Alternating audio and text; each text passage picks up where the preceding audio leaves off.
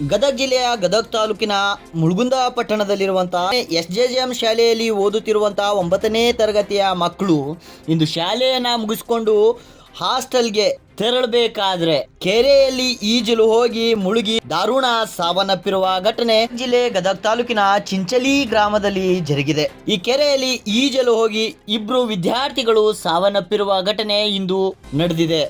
SJJM ಶಾಲೆಯ ವಿದ್ಯಾರ್ಥಿಗಳು ಶಾಲೆಯನ್ನ ಮುಗಿಸಿಕೊಂಡು ಶಾಲೆಯಿಂದ ಹಾಸ್ಟೆಲ್ ಕಡೆಗೆ ತೆರಳಬೇಕಾದ್ರೆ ನಡೆದಿರುವಂತಹ ಘಟನೆ. ದೇವರಾಜ್ ಅರಸು ವಸತಿ ನಿಲಯ ಮಕ್ಕಳು ಇವತ್ತು ಶಾಲೆಯಿಂದ ವಸತಿ ನಿಲಯಕ್ಕೆ ತೆರಳಬೇಕಾದ್ರೆ 6 ಜನ ತೆರಳಬೇಕಾದ್ರೆ ಇಬ್ಬರು ಕೆರೆಯಲ್ಲಿ ಈಜಕ್ಕೆ ಹೋದ್ರು.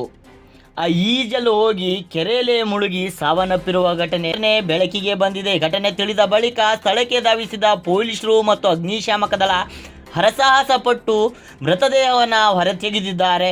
ಮೃತಪಟ್ಟಂತಹ ವಿದ್ಯಾರ್ಥಿಯ ಹೆಸರು ಬಸವರಾಜ್ ಬಡಿಗೇರ್, ಮತ್ತೋರ್ವ ವಿದ್ಯಾರ್ಥಿಯ ಹೆಸರು ಪರಶುರಾಮ್ ವಡ್ಡರ್ ಎಂದು ಗುರುತಿಸಲಾಗಿದೆ. ಈ ಪ್ರಕರಣಕ್ಕೆ ಸಂಬಂಧಪಟ್ಟಂತೆ ತನಿಖೆ ಚುರುಕುಗೊಳಿಸಿ ಮೃತದೇಹವನ್ನು ಶವಾಗಾರಕ್ಕೆ ರವಾನಿಸಲಾಗಿದೆ ಎನ್ನುವ ಮಾಹಿತಿ ತಿಳಿದು ಬಂದಿದೆ.